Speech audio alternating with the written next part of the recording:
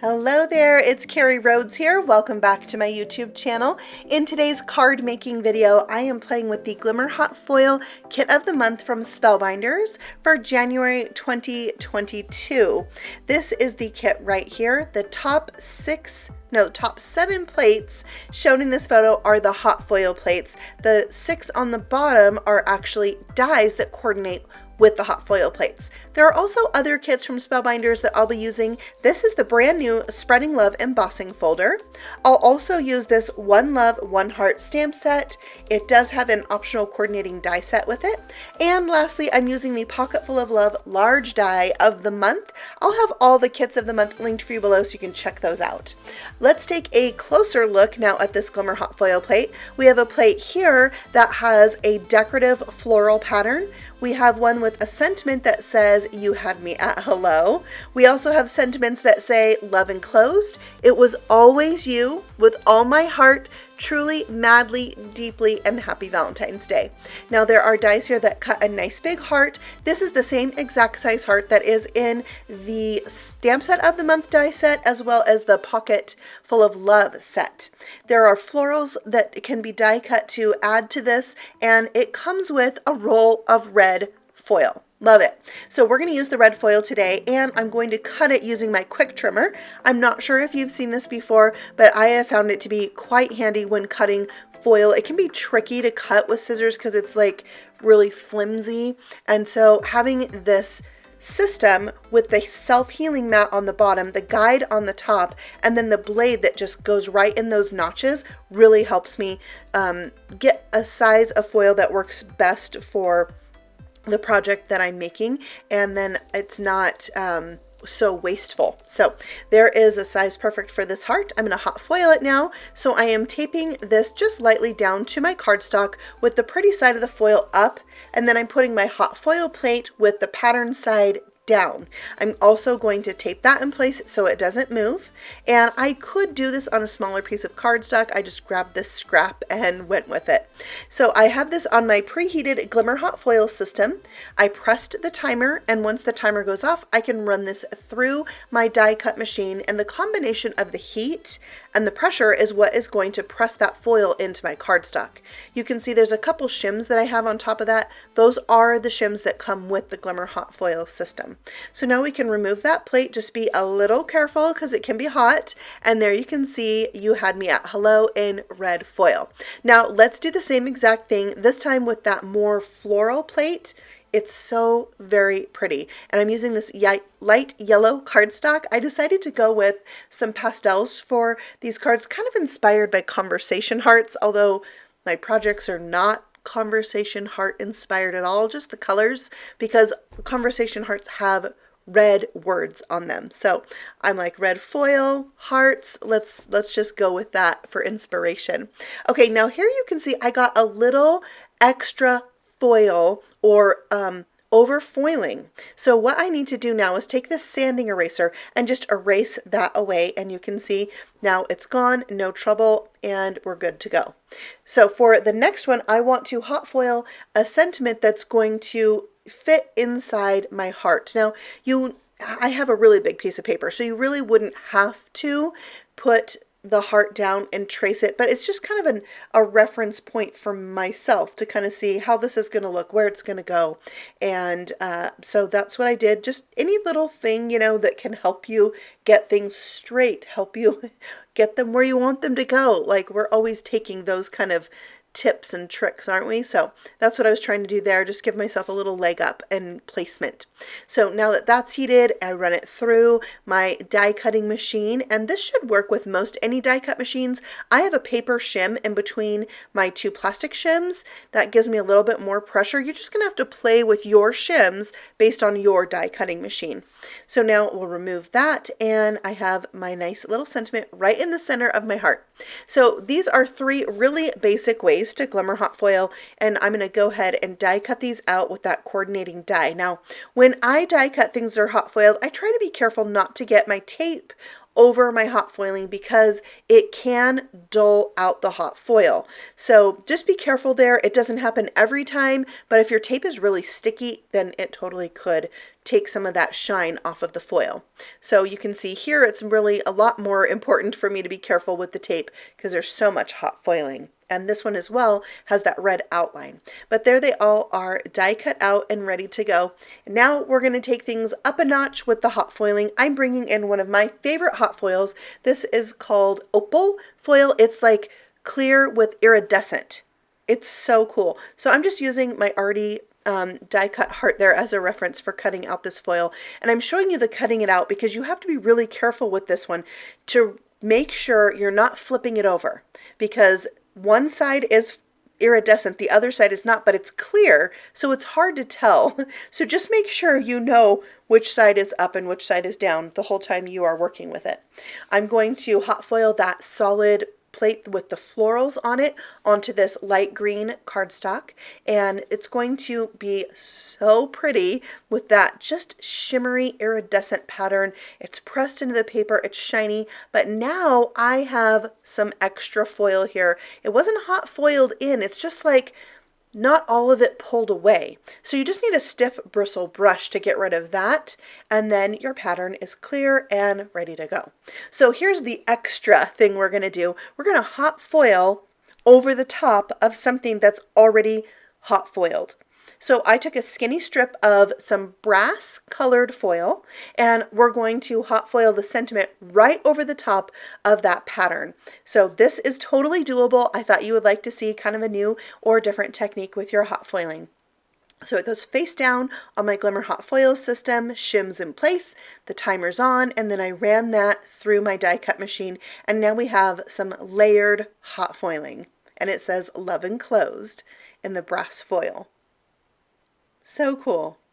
Okay, so we're going to die cut that out for use on our little note card, and it's ready to go.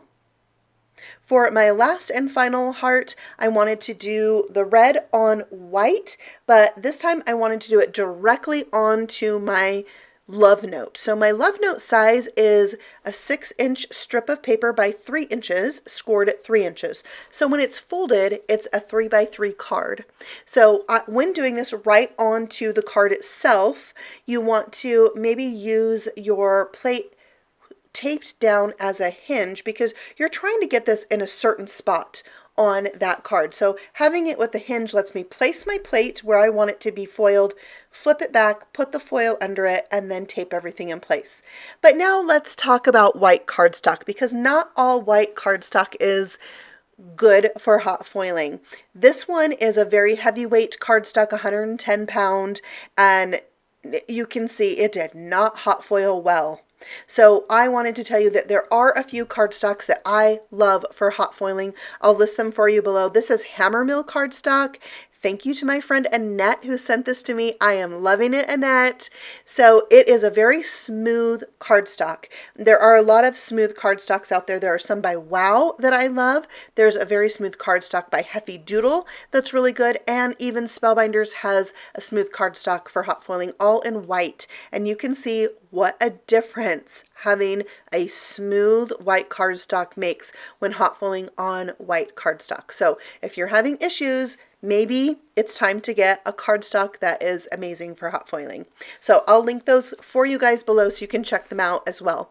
All right, so I did some double foiling, but not on top of each other this time. I used that brass foil to do my sentiment at the bottom. However, I didn't get it straight this time, so I used my paper trimmer to correct that, and now I have a panel that I will mount on top of my 3 by 3 card. So let's go ahead and put these cards together. I wanted to make this into a shaker, but the heart is too big of an opening for a 3 by 3 card, so I'm going to make a a full panel shaker. Sorry, forgot what that was called. So I'm taking this plastic that's like the kind that is around packaging for scrapbook paper, or a lot of the things that we as card makers get in the mail have this lightweight cellophane around it. So I'm taking some of that and cutting it so it's slightly larger than my panel.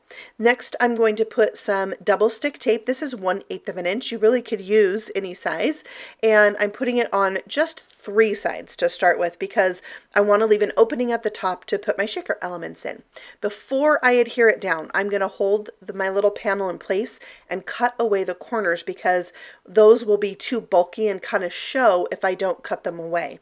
So now it's time to remove the backing on that double stick tape and fold in just those 3 sides, because again, I want to leave that opening at the top so I can put in my shaker elements. So once that's folded up, I thought I would show you some good kind of materials that could be used in a shaker like this.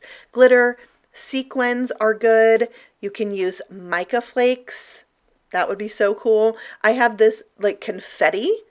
That works really well. And then I have micro beads. I have these micro beads there for so long, and I had such a big bag of them.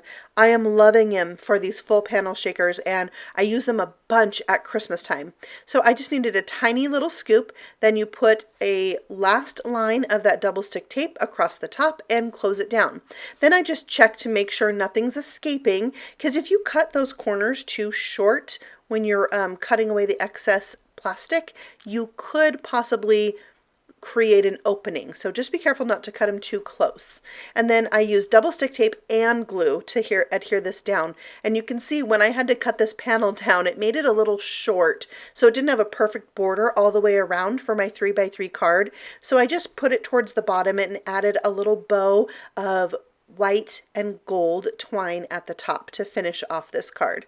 And I think it's really a cute touch. So there's my first note card. I love making tiny little cards like this because you don't have to do as much. Now I'm bringing in that embossing folder of the month. This is brand new, a brand new club from Spellbinders that you can have delivered to yourself every month. And look how huge it is. It's 8.5 by 5.5. But I only want the front of my card to have these hearts, and I don't want them to be upside down. And so I'm going to do a little selective embossing with this by strategically placing my plates when I run it through my machine. So I'm lining up my plate with that scored line on my card, and now it's only going to put pressure on that part of the card. So the pattern will only be pressed into the front of my card. Let me show you how that looks.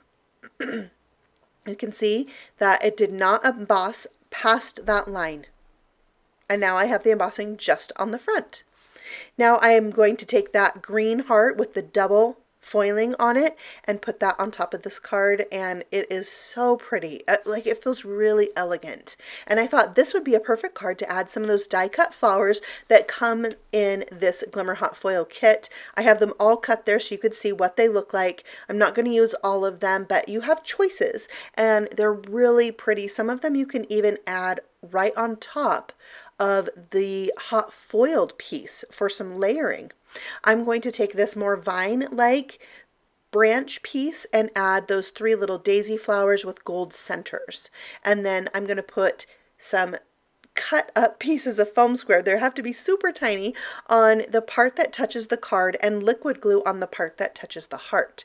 So it's secured in place there. So there's my second little love note. For the third one, I am taking some vanilla cream ink, and I'm using that clear stamp set of the month to stamp a pattern on my background. So I don't know why this ink right now when I'm stamping it looks kind of fluorescent like.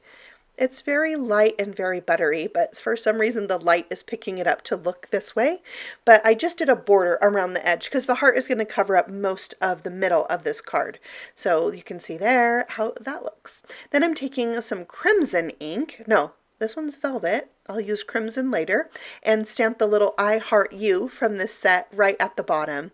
I left my hot foil machine out because I thought I was going to hot foil a sentiment there, but then I thought the I Heart You was really cute. And so far I have not used the word Happy Valentine's Day, so these really could be used as a thank you or thinking of you or miss you or any type of little love note that you wanted to give. And now I'm doing another full panel shaker with some of those red confetti pieces. I've had these forever and have like almost never used them. So I was really excited even to use a tiny little bit of them and make another full panel shaker. Now this is a 3x3 piece of cardstock, so this is going to fit edge to edge on my little love note there. I'm adhering it down both with that double-sided adhesive, adding the second layer of double-sided adhesive to the back of these full panel shakers just helps hold down those plastic flaps, so I really like to use it. And there is the finished card. I love the red and the yellow together. So speaking of mixing red with colors, let's make a red die cut background for the purple heart. So here you can see I'm using some plates from Spellbinders that are 6x6. And I'm die cutting this pocket. Remember, this pocket is from the large die of the month.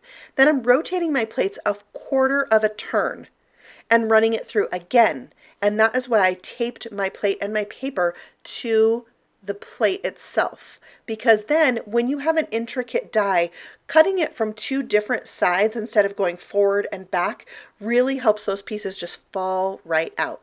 I'm going to glue this down to my 3x3 card, and then I can just trim off the excess, and this creates an amazing, gorgeous background for this card, if I don't say so myself.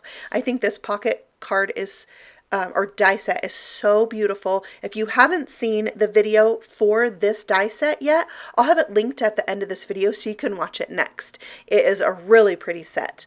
Okay, so that's in place, but when you cut away pieces like this, chances are you might have some spots where you have to go back in and add a little bit of glue, and having a precision tip glue situation like I have, this Barely Art glue, is so helpful for this. So that's ready to go. And then for my heart, I felt like it was so plain, it needed a little something. So I'm using this pink piece that's the negative from die cutting out one of the hearts as kind of a guide. So I can stamp this heart that has the floral pattern on it onto my already hot foiled and die cut heart, and it just helps me line it up a little bit easier having that guide around it. And then I'm going to use Wisteria ink from Altenew to stamp this down. It was a brand new stamp, so I kind of rubbed it with my cloth first. That just helps it accept the ink a little bit better. And then the Wisteria ink is like the perfect match, and I really loved how it looked when I only inked it one time. I didn't have to double ink it, which I love to do with my Misty, but it turned out so good. I'm going to pop that up with some foam squares, and you can see how it fits on the stem of that flower perfectly. And that is it for this card. I wanted to leave it just like this. I love the red and the purple together, and the sentiment truly, madly, deeply. Isn't that precious? Okay, so that card gave me the idea to use this pocket die again, but this time as a stencil. So I used some temporary adhesive and stuck this down to the front of my note card, and then I'm going to bring in some crimson ink and use this as a stencil to create a background on this card. So it's going to be a lot more soft, a lot more subtle than having the die cut itself be the background. So just a different look, and also I'm getting color on the reversed part instead of the die cut part. So I love that, and I'm going for an ombre look. So I'm making it darker at the bottom and lighter at the top. So I've kind of got pink and red going on in the background, just like my heart is pink with red foiling. So I'm going to carefully remove that, so maybe I can use this die cut panel on a card later, and I am loving how this looks. Now there was a little temporary adhesive that stuck to the card, so I'm using an adhesive eraser to get rid of that, and my background is good to go. I am sticking the heart down once again with foam squares because dimension is everything. I love it. All right, so there is that card, and that is all 5 of the little note cards. But if you're wondering about envelopes, let's talk about envelopes, okay? Because 3x3 envelopes aren't usually the size of envelope that we just have on hand, but they are super easy to make. And I didn't know if you knew, but the scoring tool sold at Spellbinders comes with this piece right here, and it creates envelopes. So you just want to lay this on the farthest side or right side of your little scoreboard, and then it does have directions or a sizing chart on how to cut your paper. So I need a 6x6 piece of cardstock, and I need to put it at the 3-inch mark to score this. Then I put my scoring tool in the notch that says score. But now I don't need to pay attention to that 3-inch mark anymore. I can line up that scored line with that corner piece right there and score again. I'm going to turn it and repeat this until I have all 4 sides scored. And you can do this for lots of different sizes. In fact, you can make an envelope box. There are instructions for that. And you can make gift boxes. There's instructions for those on the flip side of that triangle. So now all we need to do is cut away those intersecting triangles. We don't need those. Those get in the way when folding up an envelope, and they just snip away very easily. Now, you don't have to do the next part, but I like to. I just corner around the 2 sides that are going to be the top and the bottom of the envelope. The middle pieces aren't going to show, so I don't worry about corner rounding those ones. Next, I'm going to fold in the sides and glue the 2 points together. I like to use a little crease tool to get a nice crisp crease there, and then just stick those 2 corners together, and then the bottom flap folds up, and we'll glue that in place as well. Super easy, and now we have a cute little love note envelope for our card. Now, I like to use like a really lightweight, or dare I say cheap, cardstock to make my envelopes. You could also use like nice weight patterned paper, but you don't want to use really lightweight paper. It can easily tear on those scored lines. So you want it to hold together when you send it.